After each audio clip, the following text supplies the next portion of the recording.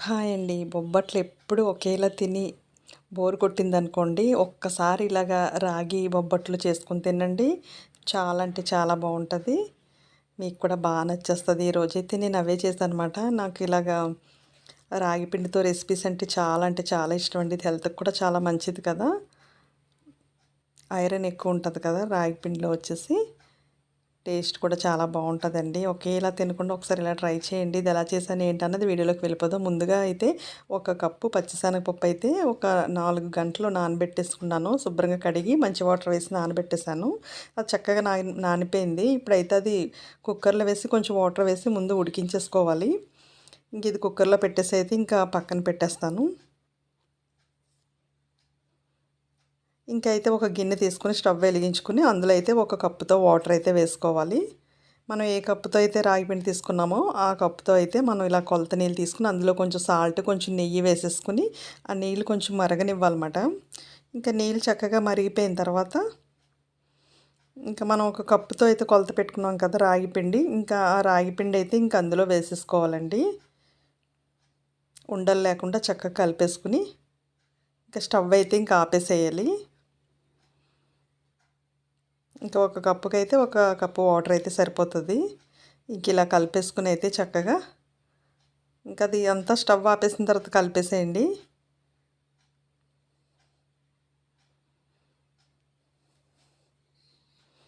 ఇలా మొత్తం అంతా బాగా కలిసేటట్టు అయితే కలిపేసి కొంచెం సేపు అయితే ఇంకా మూత పెట్టేసి ఇంకా అలా ఉంచేసేయండి.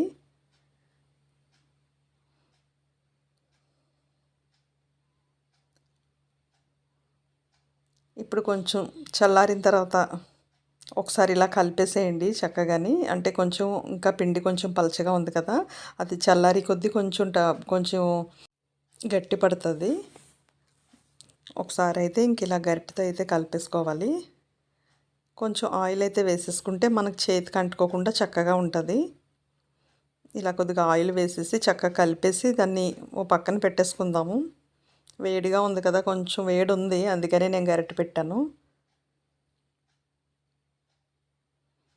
ఇలా చక్కగా మనం చపాతీ పిండి ఎలా కలుపుకుంటామో అలా అయితే కలిపేసుకోవాలి. మనం మామూలుగా బొబ్బట్లు చేసుకున్నప్పుడు మనం ఎలా అయితే మైదా పిండితో కలుపుకొని ఇలాగా ఆయిల్ వేసి పెట్టేసుకుంటామో అలా కొంచెం సేపు ఈ పిండికి కొంచెం అలా ఆయిల్ పట్టించేసి ఇంక ఇది ఒక పక్కనైతే పెట్టేద్దాం. కొంచెం బాగా నానాలన్నమాట పిండి. ఉడికించేసిందే కొంచెం నానితే ఇంకా బావుంటది.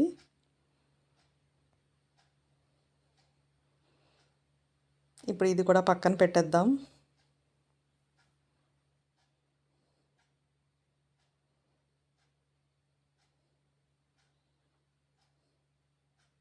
ఇక్కడైతే రెడీ అయిపోయింది కదా! పక్కన పెట్టేసి ఇంకిప్పుడైతే కుక్కర్ విజిల్ కూడా వేసేసింది. 3, 4 విజిల్ వేసిన తర్వాత చక్కగా పచ్చిశనగపప్పు చక్కగా ఉడికిపోయింది. ఇప్పుడు ఇది కొంచెం చల్లారిన తర్వాత ఏంటంటే ఇది మిక్సీ జార్‌లో వేసి మెత్తగా చేసేసుకోవాలన్నమాట.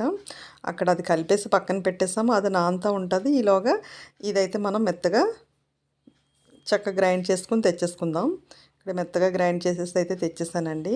ఇప్పుడైతే ఇంకా బెల్లం కరిగించుకోవాలి. ఏం పెద్ద పాకం అలాంటిది ఏం కాదు.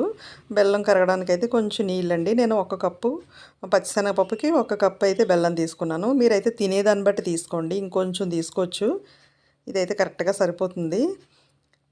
బెల్లం అయితే కరిగిపోయింది. ఇప్పుడు కరిగిపోయిన తర్వాత ఇప్పుడు మనం పచ్చిశనగపప్పు పేస్ట్ చేసి పెట్టుకున్నాం కదా! అదంతా ఇంక అందులో వేసేసుకోవాలి. పూర్ణం అనేది ఇలా సాఫ్ట్‌గానే ఉండాలండి. అందుకే మిక్సీలోనే వేసుకోవాలి. బూరెలు చేసేటప్పుడు మిక్సీలో వేయకపోయినా పర్వాలేదు గానీ, ఇది మాత్రం ఇంకా మనం బొబ్బట్లు చేసినప్పుడు మాత్రం ఇది మెత్తగా మిక్సీలో చేసుకుంటేనే బావుంటది. ఎందుకంటే మనం ఇలాగ ఆహ్, ఆ ఇలా ఒత్తేటప్పుడు ఏంటంటే, మనకి చిన్న చిన్న పనుకులుంటే ఏంటంటే మధ్యలో విడిపోతదనమాట. ఇప్పుడు ఇందులో వచ్చేసి కొంచెం సాల్ట్ వేసుకోవాలి. అలాగే కొంచెం వచ్చేసి యాలకుల పొడి కూడా వేసుకోవాలన్నమాట. అంటే పప్పు పనుకులుగా ఉండకూడదన్నమాట. మనం అది చేసేటప్పుడు ఏంటంటే మధ్య మధ్యలో హోల్స్ పడిపోతాయి పప్పు గాని ఉంటే గనక. అందుకని ఇలా మెత్తగా ఉంటేనే బావుంటది. ఇది చక్కగా దగ్గరకి ఉడికించేసుకోవాలి. కొంచెం దగ్గర పడే వరకు ఇంక కలిపేసుకుంటే అది కొంచెం సేపటికి దగ్గరకి అయిపోతది.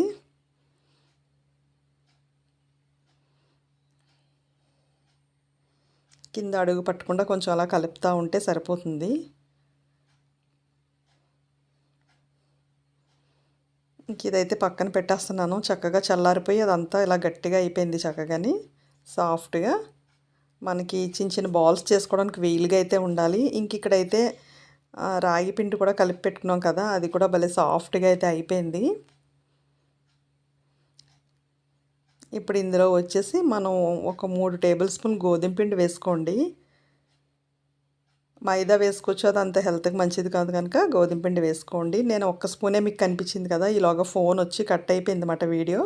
అందుకే నేను మామూలుగా చెప్పేస్తున్నాను. ఒక కప్పు రాగి పిండికి వచ్చేసి 3 టేబుల్ స్పూన్లు గోధుమ పిండి అయితే పడుతుందండి. అంటే కొంచెం మీరు చూసుకోండి. ఎందుకంటే మనం గోధుమ పిండి వేస్తేనే అది బాల్స్ అది చక్కగా మనం బొబ్బట్లు చేయడానికి వీలుగా వస్తుంది. లేదంటే మధ్యలో విరిగిపోతుందన్నమాట. మామూలుగా రాగి పిండితో మాత్రమే చేస్తే విరిగిపోతుంది. అందుకని అది కొంచెం జిగురు రావడం కోసం అని చెప్పేసి ఇలా గోధుమ పిండి అయితే వేసుకోవాలి. ఇప్పుడు రాగి పిండి చక్కగా చల్లారిపోయింది. ఇక్కడ పూర్ణం కూడా చల్లారిపోయింది. ఇలాగ బాల్స్ కింద చేసేసుకోవాలి. పూర్ణం వచ్చేసి కొంచెం చిన్న బాల్స్ చేసుకోండి. రాగి బాల్స్ వచ్చేసి అది కొంచెం ఆ ఉండలైతే కొంచెం పెద్దగా చేసుకోవాలి. ఎప్పుడు అలాగే చేసుకోవాలి. 2 సమానంగా చేసుకోకూడదు. మామూలుగా బొబ్బట్లకైతే మామూలుగా మనం మైదా పిండితో చేసిన బొబ్బట్లయితే సమానంగా అయినా పెట్టచ్చు కానీ సమానంగా పెట్టచ్చు, సన్నగా చేసుకోవచ్చు అదైతే. ఇది అలా కాదు, కొంచెం మందంగా ఉండాలి, కొంచెం లావుగా ఉండాలన్నమాట. అలాగే పూర్ణం వచ్చేసి కొంచెం కొంచెం తక్కువ ఉండాలి.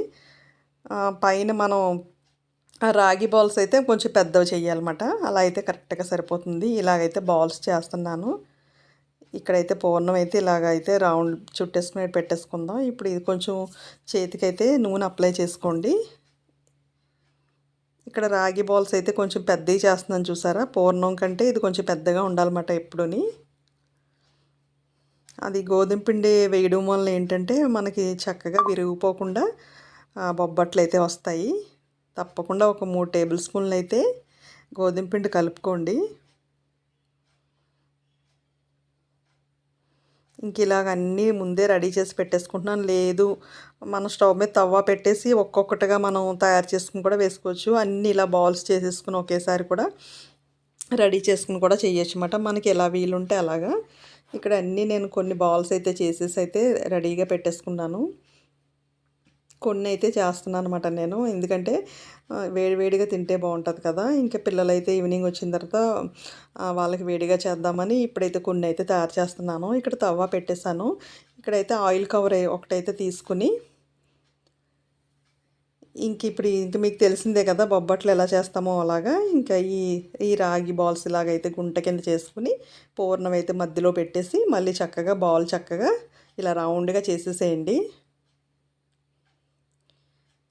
ఇప్పుడు మనం పల్చగా చేసామంటే విరిగిపోతుందండి. పల్చగా చేయకూడదు. ఇప్పుడు నేను ఇది పల్చగా చేసి చూపిస్తున్నాను చూడండి. అదేంటంటే విరిగిపోతుంది. అందుకే ముందు ఒకటి పల్చగా చేసి చూపిస్తున్నాను. మళ్ళీ మీరు మామూలు బొబ్బట్లలాగా పల్చగా చేసేసారనుకో అది విరిగిపోతుందన్నమాట. అందుకోసమని చెప్పి నేను పల్చగా చేసి చూపిస్తున్నాను. ఇలా మాత్రం చేయొద్దు. కొంచెం లావుగా చేసుకోండి. అలా పల్చగా చేయడం వల్ల మధ్యలో చూసారా కట్ అయిపోయింది. అందుకని అలా చేయొద్దు. కొంచెం మందంగా కొంచెం లావుగా చేసుకోండి. ఇక్కడైతే నెయ్యి అయితే మన ఇష్టాన్ని బట్టి వేసుకోవచ్చండి. మనం అంటే ఎక్కువ తినేవాళ్ళు కొంచెం ఎక్కువ నెయ్యి వేసుకుని కాల్చుకోవచ్చు. కొంచెం తక్కువ తినేవాళ్ళు తక్కువ నెయ్యి వేసుకుని కాల్చుకోవచ్చు. అసలు టేస్ట్ అయితే చాలా బాగుంటుందండి. అసలు చెప్పాలంటే నేను ఎప్పుడు బొబ్బట్లు చేసుకున్నా నేను ఇదే చేసుకుంటాను. ఎందుకంటే నాకు ఆ బొబ్బట్ల కంటే ఇదే నచ్చుతుంది. రాగి బొబ్బట్లే నాకు బాగా నచ్చుతుంది అన్నమాట. నేను ఎప్పుడు ఇదే చేస్తూ ఉంటాను. ఈ మాత్రం మందంగా చేయండి, కరెక్ట్గా వచ్చేస్తుంది. ఇంకా పల్చగా అసలు చేయొద్దు. ఇది పల్చగా అయింది కదా, మళ్ళీ సరిగా కాలకపోయినా కూడా మనకి అది కట్ అయిపోతుంది. చూసారు ఎలా కట్ అయిపోయిందో, అక్కడ సరిగా కాలలేదన్నమాట. అందుకని కొంచెం సేపు అలా ఉంచేసి ఒకవైపు బాగా కాలిన తర్వాత అప్పుడు రెండో వైపు తిప్పండి. అలా కొంచెం సిమ్లో పెట్టుకుని నిదానంగా ఇది కాల్చుకోవాలన్నమాట.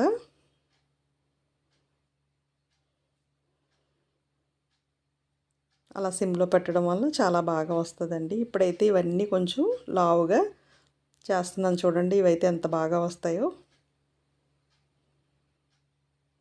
ఈ మాత్రం మందంగా ఉంటే సరిపోతుంది. ఇలాగే నెయ్యి వేసేసి చక్కగా కాల్చేసుకోవడమే. టేస్ట్ అయితే చాలా బాగుంటుందండి.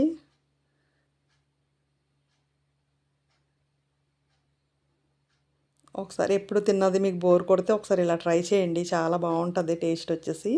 ఇంకా రాగి పిండి, బెల్లం అంటేనే అసలు చాలా టేస్ట్ చాలా బావుంటదండి. ఇంకా అసలు బొబ్బట్లు ఎంత బావుంటాయంటే అంత బావుంటాయి. అలా వేడి వేడిగా ఎన్ని తింటున్నామో ఇంక లెక్క తెలీదమాట. ఇంక అలా వెళ్ళిపోతది. ఇలా కొంచెం సేపు అలా ఉంచితేనే అంటే టైం పడతది. కొంచెం సిమ్‌లో పెట్టి అలా కాల్చుకోండి.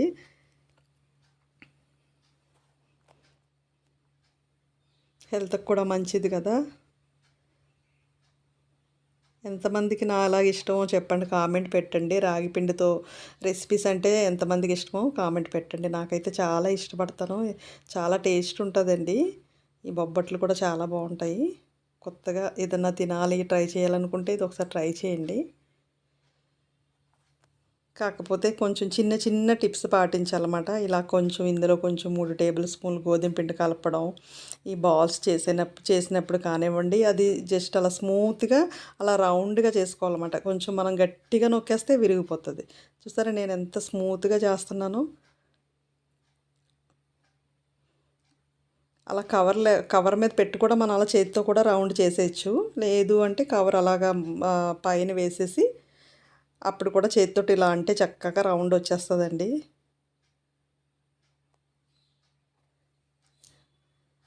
చాలా చాలా బావుంటది టేస్ట్ వచ్చేసి. తప్పకుండా ఒకవేళ మీకు నేను చేసే విధానం నచ్చితే ఒకసారి ట్రై చేయండి. ట్రై చేసి కామెంట్ పెట్టండి ఎలా వచ్చింది ఏంటన్నది. కొంచెం జాగ్రత్తగా చేస్తే గనక రుచికరమైన రాగి బొబ్బట్లయితే రెడీ అయిపోతాయి. చాలా అంటే చాలా బావుంటాయి. వేడి వేడిగా తిన్నారంటే ఇంక అదిరిపోతదనమాట. హెల్త్‌కి కూడా మంచిది కదా! ఇందులో రాగి పిండి, బెల్లం ఇవన్నీ ఉన్నాయి కనుక హెల్త్‌కి చాలా మంచిది.